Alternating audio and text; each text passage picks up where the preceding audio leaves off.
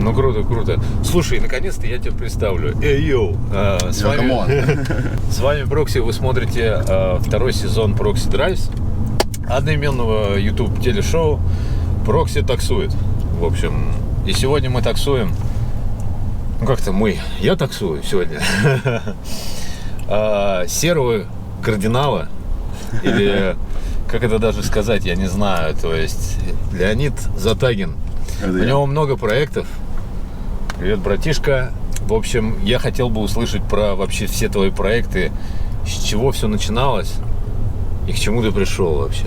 Первый проект, можно сказать, был вот уже с начальных классов. Меня все время тянуло к какому-то... К музыке. К музыке, коллективному, да, вот этому всему. Я притом вырос в Ростове-на-Дону. А ты ростовский? Да, я родился и вырос, да, в Ростове. И застал тот момент, наверное, очень важный для восстановления моего музыкального как бы бэкграунда и всего. Я помню, что был еще очень, начальная школа, грубо говоря, да.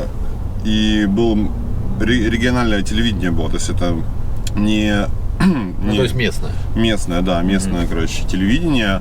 И там была программа «Не спать».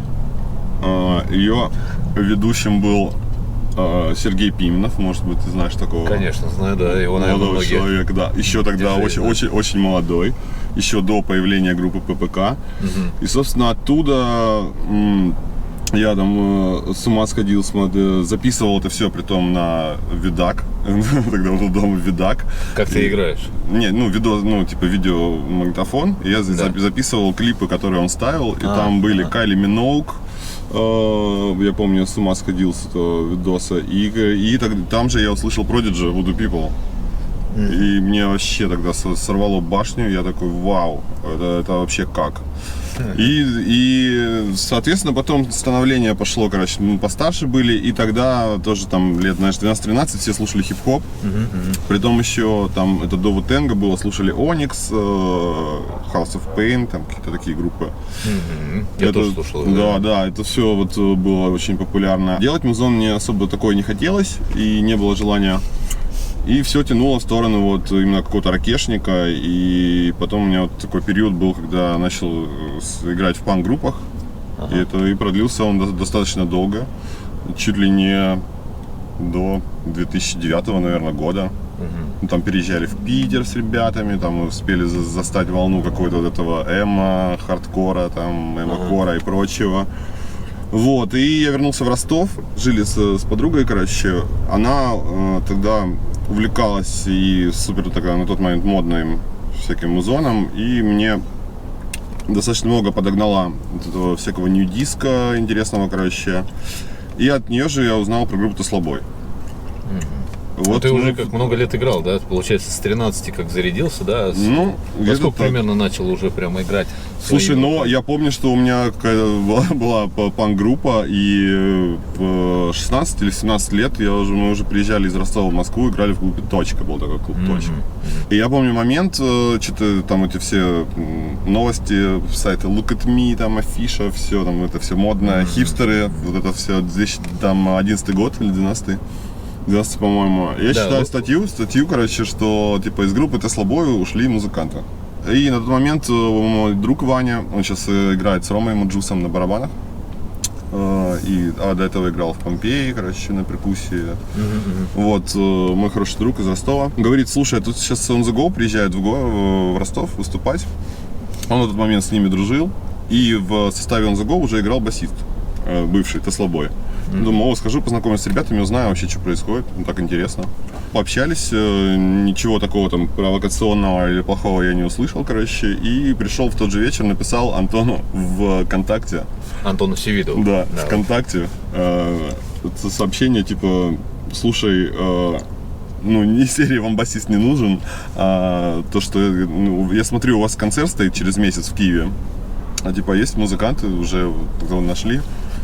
И мне Антон отвечает буквально через час, а ты, хочешь, да, поиграть? Я говорю, да. Он такой, слушай, можешь записать пару видосов? Что вообще как? Я очень быстро там разобрал, снял там треков 5-6, по-моему. Вот, записал, Антону скинул. И на следующий день он мне пишет: слушай, а можешь приехать на репетицию вот, в среду там, или в четверг? Я говорю, да, могу. И я на автобусе приехал в Москву на 4 часа. Вот, на репетицию. Утвердили меня на должность. Вот, я вернулся в Ростов, закрыл все проекты, которым там занимался. И, собственно, переехал в Москву. Уже там, через там, буквально там, какие-то пару недель.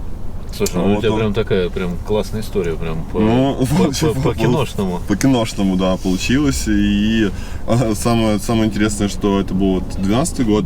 Мы играли первый концерт в мае, а в сентябре мы уже поехали в Нью-Йорк на 2 месяца. Вау. Да, с концертами, короче. И там началось какое-то сотрудничество с компанией, она сейчас, по-моему, уже не существует, Bond Music Group, по-моему, называлась. Собственно, вот так началась моя карьера. Ну, ты басист. И изначально, ну, я вообще играю и на бас-гитаре, на гитаре, на барабанах тоже умею хорошо играть. Это все как-то все складывалось, потому что я, музыкальное образование какое-никакое получил там в детстве. По классу балалайки. По классу балалайки даже. Да. Прикольно. Да. Слушай, а мне нравится, знаешь, в последнее время звучание такое, когда бас-гитара пропущена через какой-нибудь там фуз и через комбик. Да. И снято это все на какой-то микрофон без особого низа. И вот мне нравится такое звучание, потому что оно звучит очень по-электронному. Ну, я сам как бы в электронной музыке, да, в основном, и поэтому я вот ищу какие-то интересные звучки там в плане... Слушай, могу тебе сказать, у меня самый мой любимый, короче, был прием вообще даже во время шоу концертных, когда идет там импровизация, какое-то мясо, вот месиво, все. Это бас пускается через овердрайв, боссовский. А потом следующий в цепочке идет фленджер агрессивно, короче. И он начинает просто вот перегруженный делать этот вау-эффект. Очень, очень здорово. Ну круто. А значит, с какого года ты играл в Tesla Boy? С 2012, получается, до 2017 года, да, до 17. Ну да, то есть 5 лет, да? 5 лет, да. Спустя, кстати, вот от этого момента мы так как-то со Стасом начали вместе работать много по продакшену коммерческому, назовем его так. Ну вот главный проект твой, наверное, Затагин или нет все-таки? Слушай, наверное, у меня сейчас самое большое, короче, внимание уделяется проекту Элла. Вот. Элла, да. Ее так зовут? Да, это Эльвира Пономарева. Вот.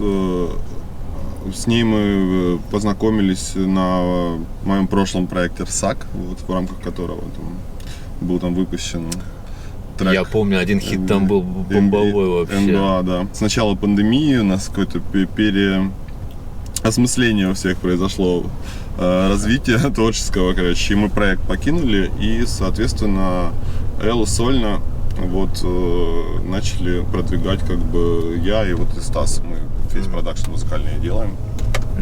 То есть вы пишете музыку и, наверное, пишете... она уже, да, там по текстам придумывает, поет, да. Соответственно, вот это, наверное, самый основной. Как Затагин, я, в принципе, сейчас ничего, максимум делаю какие-то ремиксы. И есть проект еще «Холод», совсем новый.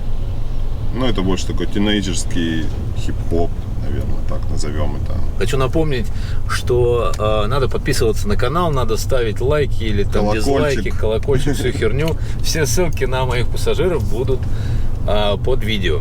Поэтому не забываем подписываться и делать всю эту ютубную херню, чтобы это видео попало куда-нибудь, там хотя бы залетело в топы там и так далее. И у меня всегда интересные гости, и вот один из таких как раз Ленчик, который, как я вот сказал раньше, такой теневой кардинал, серый кардинал, который делает очень много интересных вещей. Но вы в основном видите какого-нибудь там фронтмена типа Эллы. Мне всегда хочется сказать почему-то Елла. Елла, да. Елла, ну так как написано в Инстаграме, Елла спела. Елла спела, да. Да. Круто. А расскажи немного вот про вот этот проект Елла как раз. То есть о чем он? Какая там идея? Или, может быть, там какой-то месседж есть? Я вот у всех спрашиваю про месседж в музыке. Слушай, основное для меня источником вдохновения или референсов, конечно, поп-сцена, да, наверное, европейская, австралийская, шведская, да, была, и мне всегда хотелось сделать какой-то проект уровня вот как раз таки с старой Kylie Minogue, интересной. И тот альбом, который мы записали, он вдохновлен был музоном именно 90-х, скорее всего. То есть именно как раз тех времен, где вот Kylie Minogue и гремела, ну, да? Гремела, да.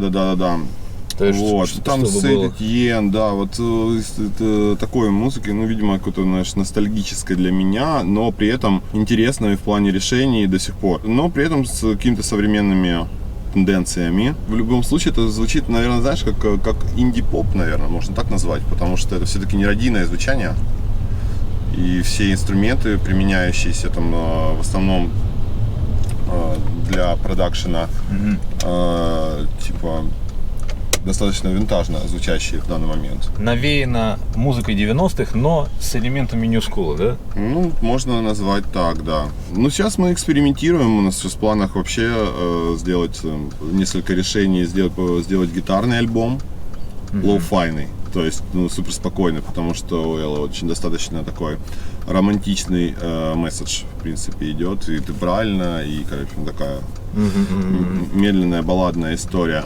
Вот. Ну и параллельно вот мы недавно выпустили трек с таким питерским новым музыкантом по имени Парнишка. Парнишка? Да, мультипликационным. Он, как бы, его никто не видел, как он выглядит. Он такой пластилиновый герой. И трек вышел супер радийным, такой, знаешь, как гости из будущего практически. Да, вот такой хороший, да. Я, наверное, его еще не слышал. Ты, да? наверное, не слышал, да. Вот, ну, то есть экспериментируем, и вот в этом плане очень нравится, что свободно есть зона, короче, для маневров. Да, маневров, нету, короче, какого-то такого момента, ну, в границах, ничто не ограничивает. Совсем недавно мы участвовали, так сказать, в музыкальной резиденции, назовем это так. Так, что это такое?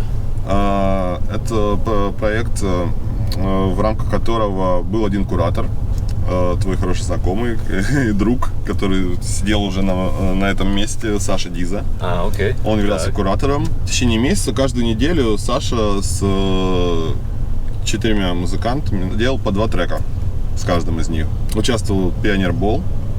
Так. Участвовала Мария Теряева, может быть, знаешь такую электронную. Возможно, да. Да, она там букву программирует. Вот. Участвовала Элла и Томми Кэш. Вот. И получилось очень интересно. Мы сделали с Сашей 2 трека, с Сашиным, естественно, звучанием, со всеми дропами и прочим.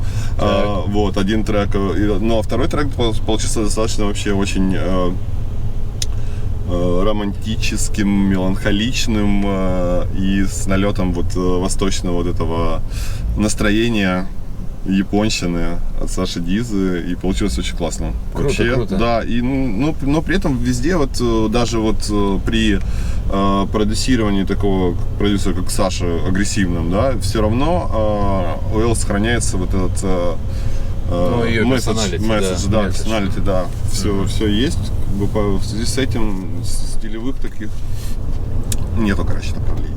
Тут момент, что мы называем месседжем, какую-то идею, либо тут же понимаешь, для чего вообще все делается по факту. Это, есть, безусловно, музыканты, которые делают это все лишь бы продать. Да, есть такие, да. много. Но и в основном они ни хера не продают, скажем так, вот, которые целенаправленно. Здесь же момент больше, это все-таки культура, и, наверное, ты стремишься как можно больше, чтобы донести это все до как можно большего количества людей, тем самым вообще как-то повлиять на культурное развитие, оставить след вообще за собой какой-то исторический, по факту. Хотел вот поднять вопрос, да, который тоже, наверное, имеет место быть. Что случилось в пандемию вообще? Как повлияла пандемия на твое творчество? И как ты думаешь, повлияла пандемия на, в целом музыку, в целом на концертную деятельность, на вот это все? Могу сказать так, как внешне я вижу, что очень быстро все восстановилось. Как бы то, за что переживали все буквально там, знаешь, полгода назад еще. В связи с концертами, ограничениями, количество людей и прочих. Я пандемию пережил так, что мы как раз, когда только начиналась, вот эта паника, кипиш, маски, по-моему, конец марта был. Так. Да, я просто поехал в свой родной город. В Ростов. Да, и в принципе до осени находился там, в связи с тем, что точно я знал уже, что не будет никаких ни концертов, ни мероприятий. Мы один раз только вот еще тогда, участвуя в группе РСАК, съездили на ВК-фест, который проходил в онлайн-режиме, что и послужило, короче, финальной вот точкой нашей разлуки. И мы вернулись в Ростов, там Элла как раз заканчивала университет архитектурный, а мы сидели и писали музон. Притом Стасик был в Москве, я был в Ростове, и мы, как все жертвы пандемии, тоже попали под эту Zoom историю. Мы со Стасом просто вот так в наушниках, короче, друг с другом. Он через Zoom мне выдавал экран, типа, рабочей станции, собственно, где мы делали аранжировку, вот, и писали музыку. А типа благодаря этому плагину у меня все шло в наушники, то же самое, что там играл Стас. По-моему, Мумитроль использовала тоже такие же технологии, чтобы писать. Возможно, я не слышал. Но, собственно, весь альбом практически был вот так доработан. Ну, конечно, были внутренние волнения, что там как-то будет все развиваться. Но вот мы уже осенью вернулись и, собственно, начали уже там переговоры, выпуск релиза, запуск, все. И, грубо говоря, к ноябрю такая вот подвели и выпустили. И так до сих пор еще его. Ну да. Ну круто. Развиваем, да. Что так прошло, да. Я просто знаю несколько случаев, которые просто перестали делать музыку в пандемии, потому что это перестало работать именно с концертной стороны. Я заметил такую штуку, что во время пандемии очень много людей начали делать музыку, у которых там, знаешь, была работа, там еще что-то. Да. Появилась куча свободного времени, и мне кажется, из-за этого сейчас просто рынок вообще просто в релизах, во всем музыки выпускается катастрофически много. Хотя, может быть, если бы пандемии не было, все бы так шло таким же чередом. Это все, знаешь, зависит от сейчас доступности, реализации вообще. Сейчас по факту же ты можешь сесть дома, написать трек, а через 3 дня его загрузить вообще на площадке. Да, все изи. По факту. Да. Сейчас вот так. Это, нет какой-то, знаешь, проблемы в плане реализации там, своих амбиций и желаний. А можно ли в это время, по твоему мнению, опять же, написать один трек и стать супер крутым, как Билли Айлиш, типа того? Или все-таки опять нужна команда? Тут момент такой, как бы, это, знаешь, есть такое понятие «всем правит случайность». Так. Но, как бы, выигрывает тот, кто к этой случайности подготовлен.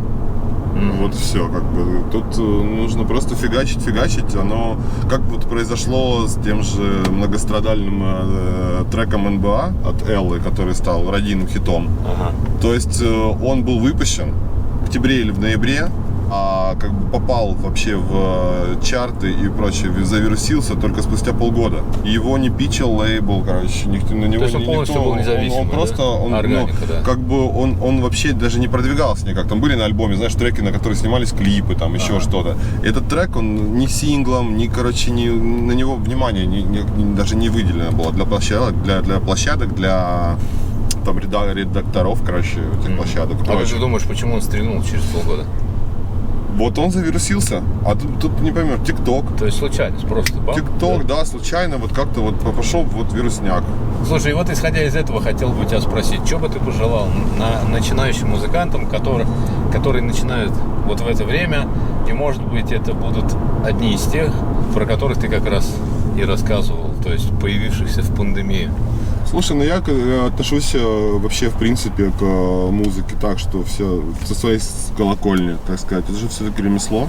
А любое ремесло подразумевает как бы потраченное большое количество часов на это дело. И, собственно, скилл твой, короче, который накапливается годами.